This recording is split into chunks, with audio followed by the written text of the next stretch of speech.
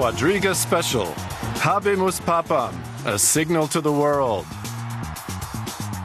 It was the moment everyone had been waiting for. A new pope has been chosen, and here he is, Jorge Bergoglio from Argentina. He's taken the name Pope Francis I and become the first ever pontiff from the Americas. Will the conclave's sole Jesuit be a reformer or a traditionalist? And will he succeed in tackling the strife and scandal rocking the Catholic Church? Your host today, Peter Craven. Hello and a very warm welcome to Quadriga. We're going to be talking about what is truly an historic event. The Catholic Church has a new leader. The Catholic Church has a new Pope, Francis I. And when I say historic, it is truly historic because he is the first Pope from the Americas, the first Pope from Latin America. He is the first Jesuit Pope, and he is the first Francis I. And to discuss all this, all the implications of all this, I've got three excellent guests with me today. Let me introduce them to you before we get going. I'd like to begin with Father Simon Boiser, who is a Catholic priest himself, a member of the Catholic Church and the chaplain of the Philippine community here in Berlin. A very warm welcome to Quadriga. I'm very much looking forward to talking. My second guest is Derek Scali, the Berlin correspondent of the Irish Times. He writes about all things German, but he's written an awful lot in recent years, very intelligently, I have to say, about religion, specifically about Pope Benedict. We're going to be talking about Pope Benedict, of course. Thank you very much for joining us as well. And on my left, I've got Claudia Keller from the Berlin newspaper, the Tagesspiegel. Claudia writes about integration, education, and religion, which is obviously the most important aspect of what you do for us on this show. Thank you very, very much for joining us on this historic occasion. I think it's very, very, very fair to say. Now, Father Simon Boiser, I'd like to begin with you as a man of the Catholic Church, and I'd like to begin by asking you about your emotions surrounding the new Pope. Tell us exactly how you've been feeling.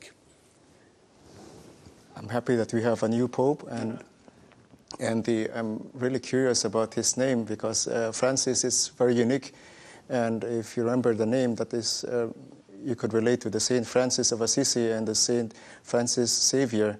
These are great missionaries who had dialogue with other religions, or who were not only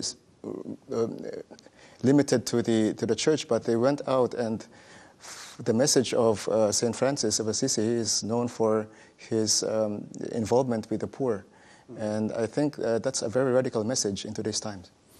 Yeah, and Claudia Keller, before the show got going, we were actually talking, because I'd like to pick up on a point that you made there, talking about Francis of Assisi and talking about a word that we were discussing, humility, modesty. Give me a comment on that. Yeah, that was the most surprising moment when he showed up and addressed the people in this, in a very modest, humble way. He started praying the Ave Maria and, started by saying good evening. He didn't need the big gestures. He was just standing there, and I was surprised by that. It was fascinating stuff. When he actually came out onto the balcony to address the faithful for the very first time and knew that the cameras of the world were on him, I actually wrote down the quote, what he actually said. He said, "The duty of the conclave is, of course, to elect a bishop of Rome. And my brother cardinals," he said, "went on to fetch him, the new pope, from the end of the world." It was a great touch of humour and humility and a great sense of occasion. Derek Scali, how surprised were you by this man emerging as the new Pope?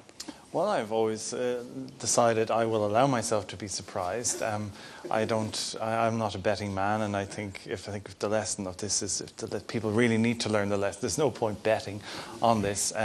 The church manages to pull these people out, and he was not on anyone's list, and the fact that I didn't read any of the shortlist has paid off now, because I can approach this man in a fresh way, and I think that's exactly it, the humility. I mean, even Joseph Ratzinger managed to get his hands in the air for sort of a football stadium-like gesture when he came out, even though he was an intellectual, a bookish man, and it'll be interesting now if this Pope, if he intends to start as he means to go on. I mean, in his writings, he really seems to be talking about we need to get back to basics, we need to get back to prayer, we need to get back to looking in on ourselves and not on gestures. So if he can appeal to some of the people who are watching this evening and get them into churches rather than St. Peter's Square every couple of years, that will have been a good start. You said something interesting there. You said you or people in general perhaps didn't have him on their list. There has been so much speculation in recent days, in the last couple of weeks.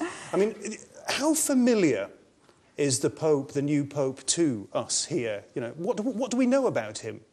Yeah. I mean, an important point to mention is that he was effectively the runner-up to Pope Benedict in the last election. So he's not a totally unfamiliar character. Well, it came across my mind with the Kirchner.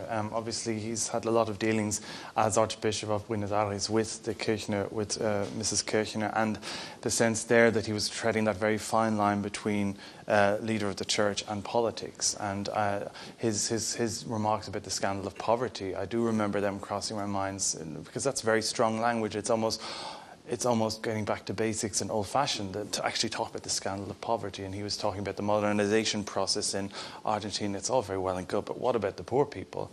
And so being an uncomfortable clergyman in an era when people want nice, sanded-down, media-friendly clergy, that did strike me a few years ago, I do remember. You're both nodding, yeah? Yeah, well, I guess maybe I looked a bit arrogant on Latin America, that I thought, well, everybody talks about this Brazilian Cardinal Scherer, and more than one has no chance anyway. So I leave it by that, preparing on Cardinal Scherer. So I didn't have Bergoglio on my list at all. The list again. Yeah. Father Boyce, did you have him on your list? Also not. I think the election of the Pope it's not only a matter of the person and what he had done to the Church, but also the theology which he represents. And I think the new Pope represents this a little kind of liberation theology, which was also condemned or criticized during the 1980s by the in Rome. And I think what we have now is really a kind of a change. People are talking about reform and change in the Vatican. Now they have elected a Pope outside Europe, and which also represents this social message of the Church. I think is sort of radical in a sense.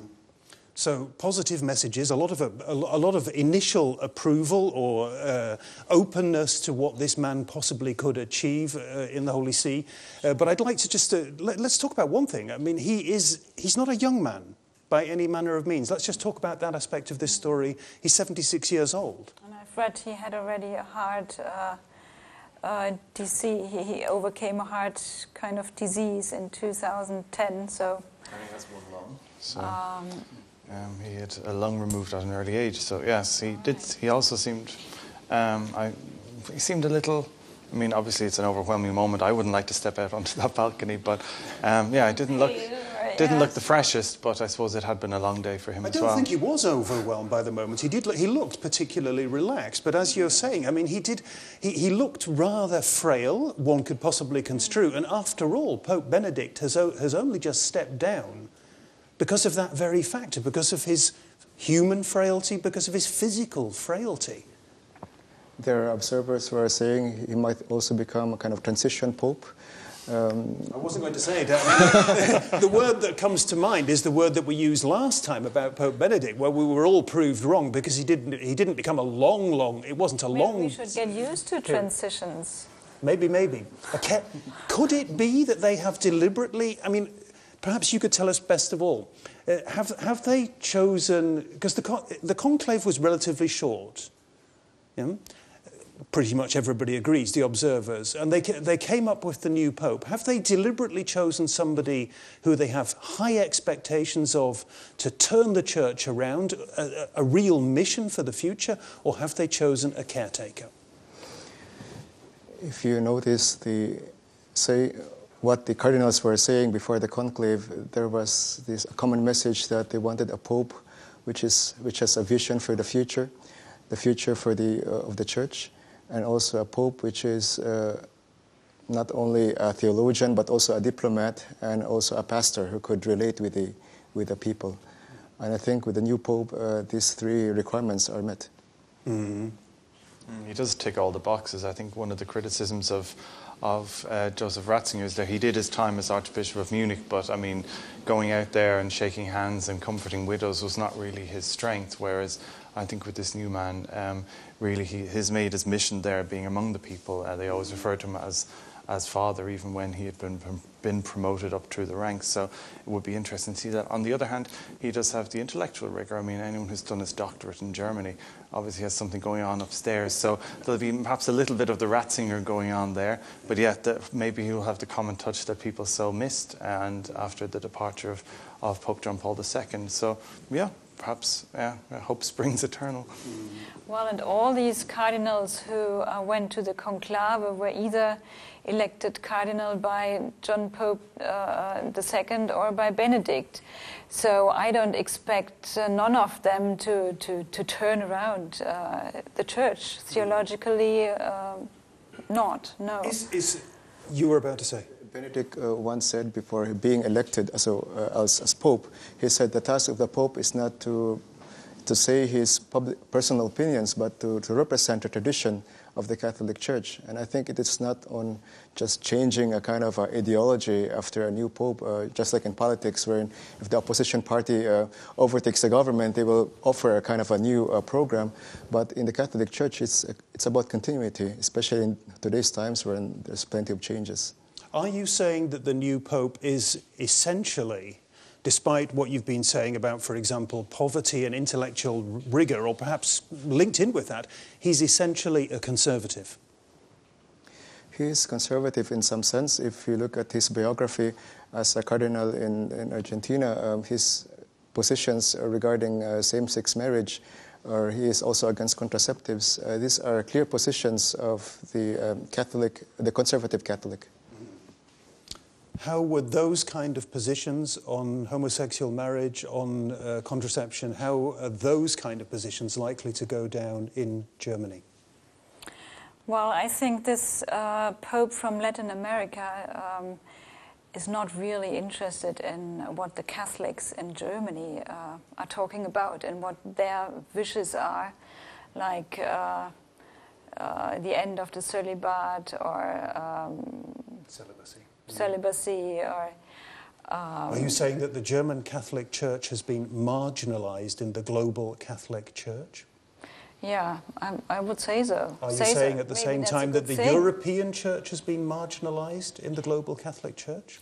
Well, I think the Vatican, the Curia, is still very European. The Europeans are in the majority, and all cardinals went through some of the European universities, so Europe is not marginalized, but the concerns of the Catholics in Western Europe probably will not play a dominant role anymore. I think many people, Derek, because again, you mentioned this to me earlier when we were talking. Many people outside the church, I'm sure, will be very surprised by two things: that he is the first pope to be a Jesuit and the first pope to be Francis the First. Let's talk about the Jesuit factor first of all. What does that mean? I think people were concerned. Of course, if you were a Jesuit, and I think, Father, you'll confirm this on me, that you are considered slight independence from, let's say, your bishop, and you are considered something of a free radical in somewhere like with the Curia and the Vatican. So I think the initial reaction was surprise. Oh, we're choosing somebody from within a circle with which we cannot necessarily have immediate influence. But on the other hand, people think Jesuit, they think liberal, intellectual.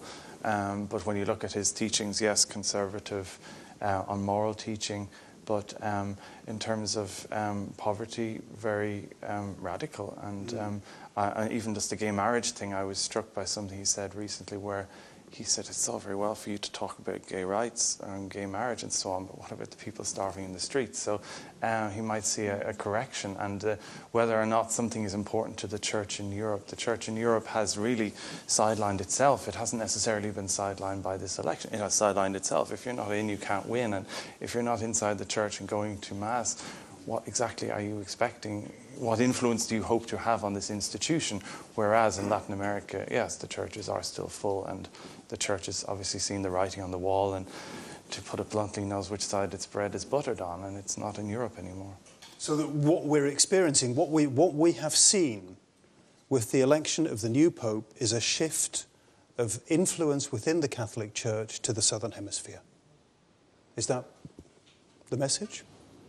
I think the message is the church as not only as international institution, but also as a world church. It means that it has to go beyond nationalities and cultures. They say that the Romans considered the Jesuit superior as a black pope.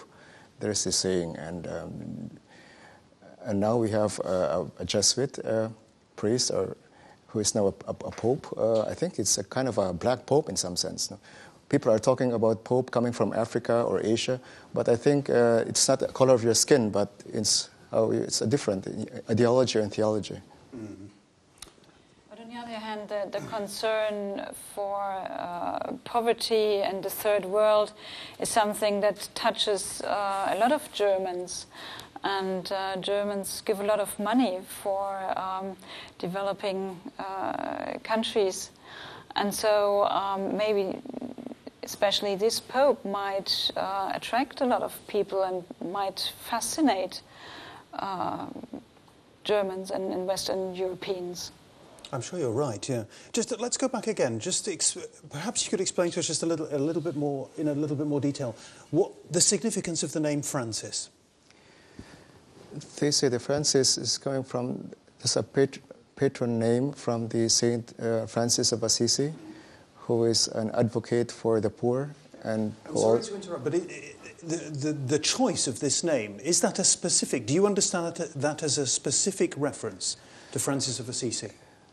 I think so, and not only to Saint Francis of Assisi, but also to Saint Francis Xavier, which was also a co-founder of the Jesuits. And he was a missionary who went to Asia. So I think this is a message that Francis is not only the one who is taking care of the poor or is advocating poverty or spiritual poverty, but also going out to other cultures or having dialogue with other religions.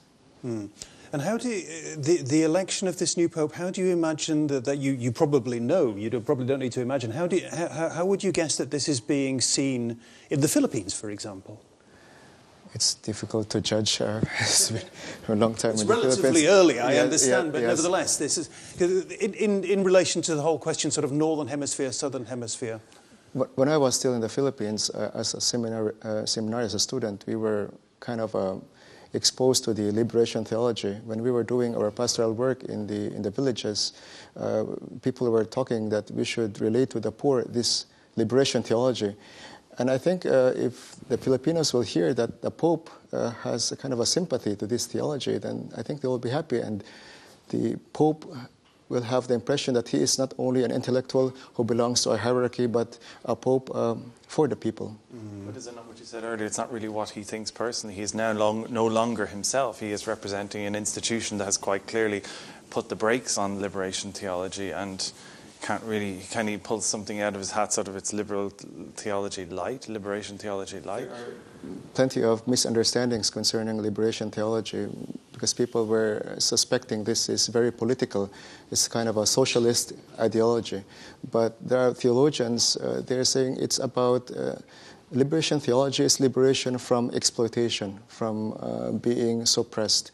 And it's about hearing the voice of the poor.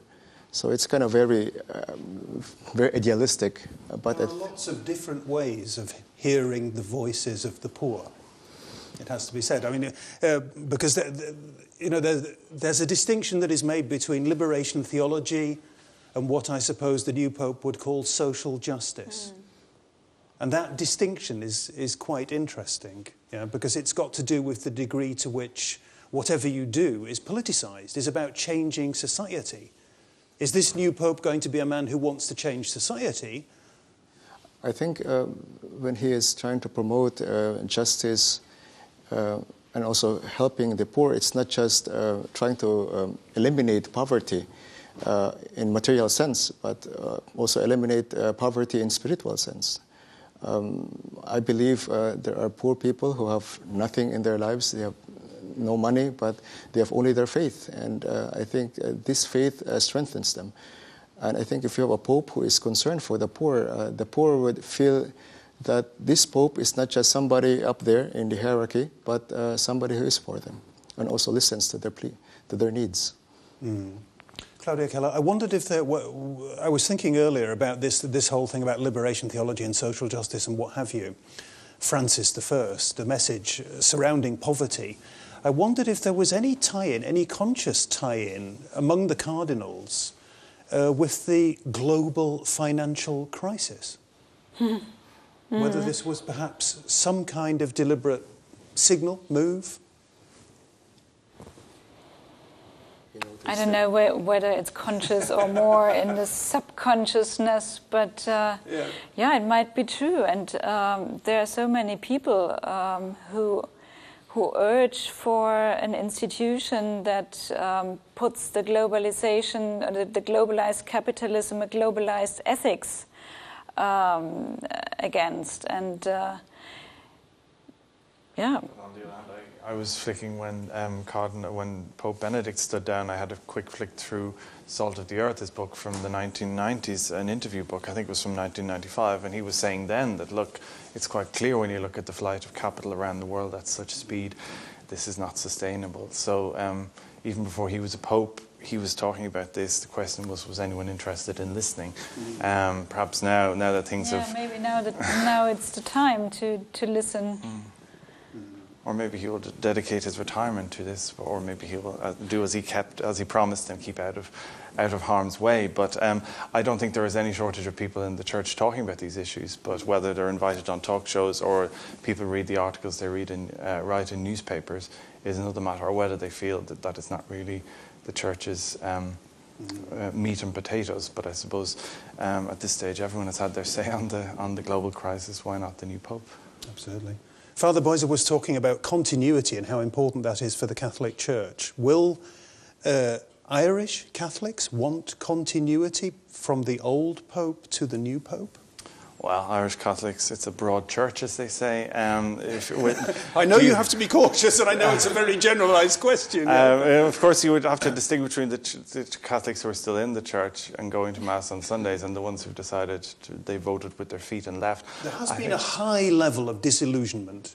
Oh, hi. It doesn't even begin to describe it. I was back home recently at Mass, and the Irish Catholic Church, I said recently, will take care of itself biologically in the next 10 to 20 years. It's just emptying out. There's nobody's being born into the church anymore in Ireland. So I think in Ireland there would be a concern that this new Pope has his own agenda, as he should, and everyone needs to bring their own fresh impulses to a papacy. But sorry to bring it up, but the Catholic clerical abuse scandal has not been sorted out in Europe. It is still being exposed. Just as they went into the conclave, there was talk of compensation being paid out in Los Angeles and so on. So yet again, another Pope has inherited a mess that other people have created. He is working, or will have to work, with the Curia, which he also may have his difficulties with. And the question is whether another outsider would, from a very far away, from the end of the earth, as you said, can deal with this bureaucracy. I mean, Joseph Ratzinger knew the Curia inside out. He spent 20 years there, and he still, if you believe some reports, threw up his hands in despair and said, I can't deal with this. So whether or not this man from Buenos Aires will have any more luck dealing with the Curia and their dealings with the clerical sex abuse scandal, I have my doubts, unfortunately. That's interesting. I mean, you're talking about whether he'll have any luck or not. Does he have a hope, Father Boyser? Hope in what sense are you? Does he have a chance? I mean, you're talking about the problems surrounding the sexual abuse scandals, the child sex abuse scandals, but many more problems. The systematic approach to not dealing with the scandal is really the scandal. And very many machinations behind the scenes at the Vatican and in Rome. Is this the right man to begin to tackle those to use an image not from the world of religion but from mythology, those Herculean tasks. So being a pope is not an easy task. People are saying that that's the most difficult office in the world. But I think the Pope will not act on his own, but he is working in a team. And I think together with the bishops, they could help tackle the problem more honestly and more thoroughly. Of course, there are also other problems in the world. This is, I don't know if this is a typical problem in Europe, in North America, these sexual scandals. But in the rest of the world, they have other serious problems of surviving, for example. They say that the majority of the Catholics are coming from third world countries. And if you say third world, that means poverty. And these are people who have to fight for their daily sustenance. And for these people who are poor, the faith is a kind of a food for them, a spiritual food, a source of strength. And if you have a pope who is not only talking about theology, but who could really identify himself with these people, then we could say that he is a pope for the poor, for the church. Because the church is not only a matter of hierarchy, but also the basis. Mm-hmm. Well, I think it will be very important how he handles the scandals of sexual abuses, which I guess are not ended. Well, there will come up new waves of new scandals here and there, and it's very important to gain the trust of the people back, how he addresses this problem, and if he finds the right tone in addressing this is very much like what we were talking about. That initial appearance on the balcony, there was a certain kind of fluidity about it. There was a certain kind of straightforwardness about it. Yeah, that maybe is in this respect quite promising, because surely it was a Jesuit here in Berlin, at least, who covered up the sexual abuses in Germany. But it was also a Jesuit who revealed it, so it takes all sorts, really. And he was rewarded for his actions by being promoted to an out-of-the-way place in Germany. So, yes, but as you said, there are other problems in the world. The question is, can he juggle the two? Because obviously everyone thinks that their problems are the most important problems. And yes, there are some people who say this, what happened 30 years ago in Ireland, is rather luxurious to be worried about that compared to, what's happening today on the streets of Buenos Aires. But I don't think there's any credibility to be had here without addressing that in a consequential way. But it has to be said, the last Pope said he was horrified by this, and there is a good record there of things that he did. And the question is, was it enough, and was it, or was it too little, too late? And that's the legacy that this Pope does inherit. But it is interesting, the initial feeling that we got when he was on the balcony there. One did suspect this could be a man who could simply speak openly and frankly. And that would be so important, a man who appears to have nothing to hide. Well, that's probably the last we'll see of that. I mean, once he's taken back in and measured for his robes and so on. I mean, he's a priest, he's a simple man. The church is built on him, and he's representing an office. The office, he'll wake up tomorrow with the office. This evening, perhaps we saw the last of the man. It'll be interesting to see how much of that is sustained in the weeks ahead. Because you talked about this, just what a difficult job it is. And in this day and age, for a pope, you are a public figure, you're an event manager, you're the head of a multinational corporation, you're in the media eye, and you've got to solve all these problems at the same time. It's well nigh impossible. People have the impression that cardinals and bishops or priests only say the words, but they are not really doing it, or there is no witnessing. That's an important word, witnessing. Yeah, and I think with this Pope, he is known that he has no car, for example, that whenever he travels to his church, he rides a bus. He takes a bus. And the man on my right is already arguing that will stop very, very soon. Once the security people step in, I mean, that's the end of any politician who wants to be volksnah, near to the people. I mean, security alone takes care of that. The curia will take care of the rest, I would presume. Well, but I'm not sure if he's the right man to reform the curia. If he has enough... What do you mean specifically? What should he be doing there? Before we decide whether he can or can't do it, let's decide what the problem is. He needs to bring in clear structures again. He needs to end this climate of denunciation and hate and corruption and maybe even suppression. And he has to probably kick off a lot of people and try to find the right to replace them. And I don't know if he has the strength for that. And well, this evening already came up the news of the role he played in Argentina in the military junta, the junta, and that he's an ambivalent figure. And I hope that there don't come up news that makes him being erpressbar. That he can be blackmailed. Yeah. Or news of unsavoury moments in his past. Right. Because we do know a little bit too. He has to address them. The broader directly, public at the moment knows a little bit too little about the man. I think that's very true. There could be surprises in the days to come. I think the main function of a pope is not to be a good manager. Of course, if he could manage the very complicated system in the Vatican, that will be good. But I think he also has a very important role in playing as a spiritual leader, because he is a leader of a very big church with more than 1.2 billion people. So the ability to inspire people through his life, through his words, I think that is very important, especially that there are plenty of Christians in the Near East or in Asia, or maybe also in Africa, who are persecuted. They need somebody whom they could look up to and get inspiration from. Mm-hmm. So he should maybe be somebody who will spiritually galvanize the church, spiritually galvanize members of the Catholic Church. Is he, how important could or should his role be in the ecumenical dialogue? Just like his name, it comes from Saint Francis. Saint Francis was known for dialogue with the leaders of Islam during his time. And many observers are saying that the new Pope is known for his moderation. He's known for his, and also his readiness to engage into dialogue. And also his, there's a kind of a will to implement, to mix and to criticize also the society, especially in political issues like injustice. This is very, very important because the world religions, they really need to talk to each other at this point in time. But there was a sense with Pope Benedict when he was on his visit here, there was, of course, people like us were building up expectations. He's coming here to the land of Martin Luther. Let's watch him walk into a room with Lutheran bishops, and they'll come out 15 minutes later and everything, the Reformation is forgotten and everyone's hugging.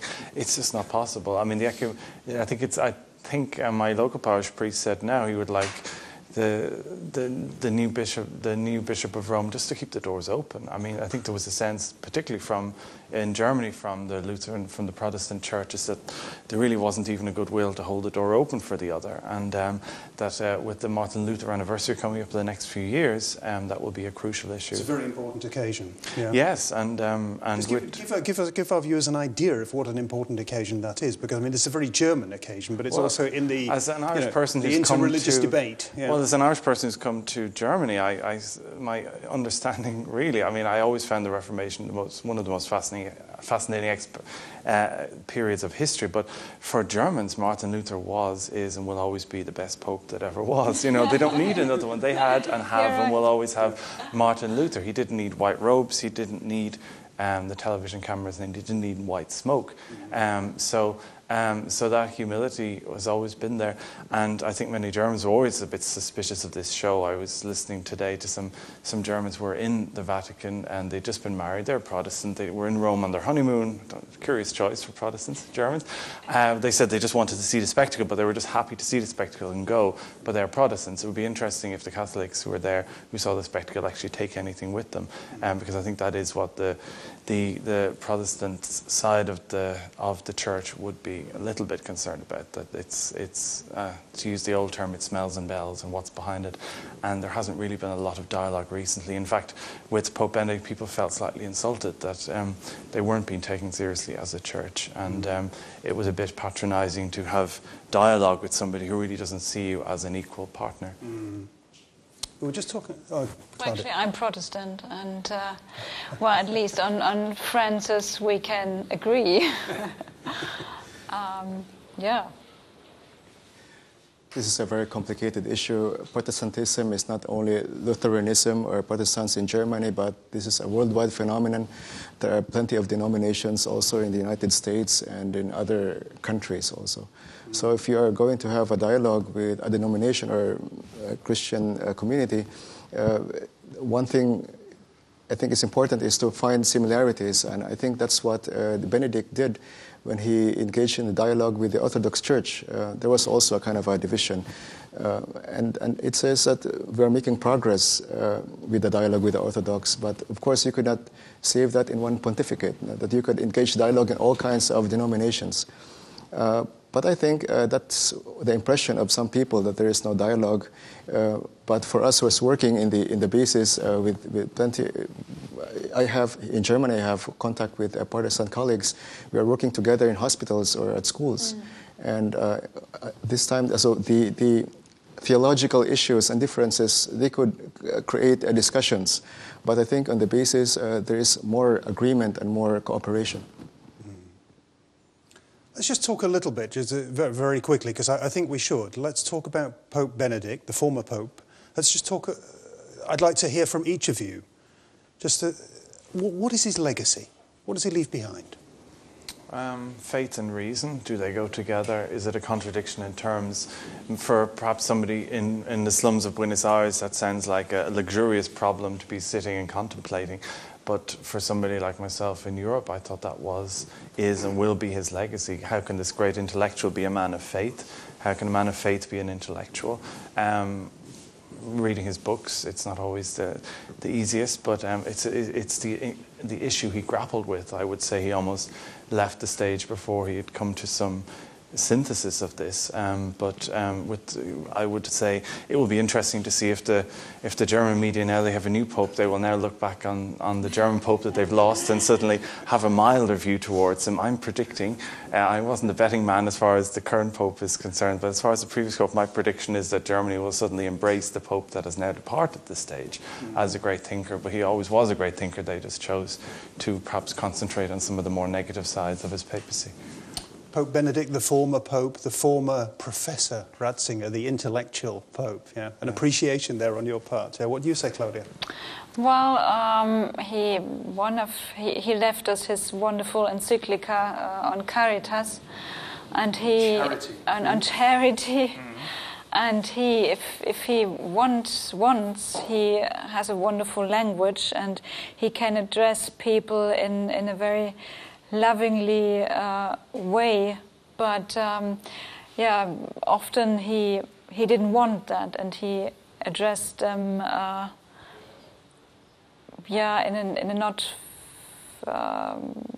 not in a lovingly way. And his other legacy is that he left the curia in a mess, and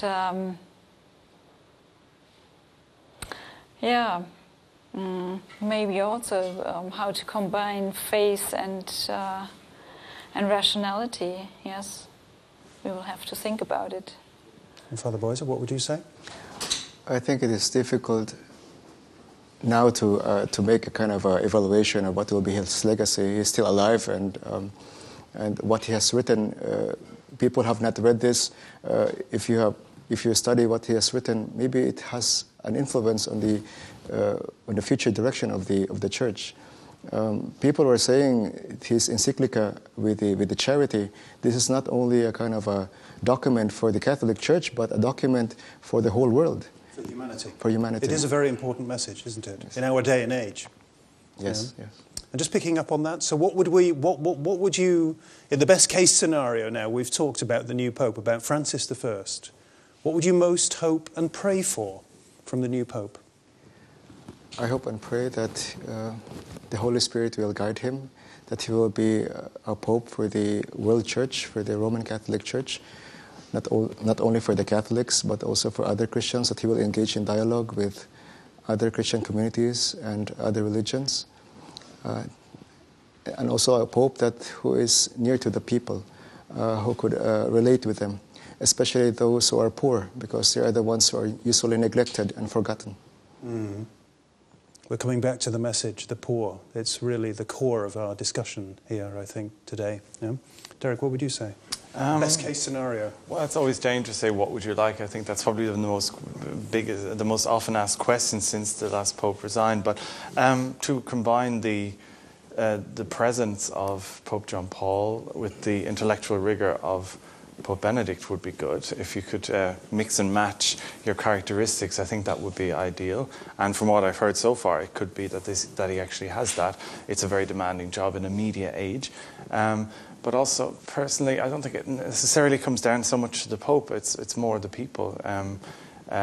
Could you wish for people who actually will listen to what the Pope has actually have to say? All those people who are streaming home from St. Paul, St. Peter's Square in Rome this evening, what have they taken away from it? Was it just a sensation, or has it actually left an impression? And I think it's not so much the Pope is the problem, but perhaps the people are not quite, they say they're ready to listen, but they sort of tune out whenever he says anything they don't necessarily want to engage with initially, whereas if they keep listening, they might hear something worthwhile. Well, I hope he will be able to really to open his heart and to listen to the people and not turn out this, you don't have to do this and you don't have to do that, but first to listen to them. And then I'm convinced the people will start to listen to his words also. My own personal intuition is that I think the new Pope might be a listener. Yeah? Thank you for discussing all of this, the implications of the new Pope, Francis I, with me this evening. Yeah? Father Boyser, thank you very much. Yeah? Claudia Keller. Our other journalist, Eric Scully. I hope you've enjoyed the discussion. I hope it's been fruitful for you. Thanks very much for joining us. And goodbye from Quadriga.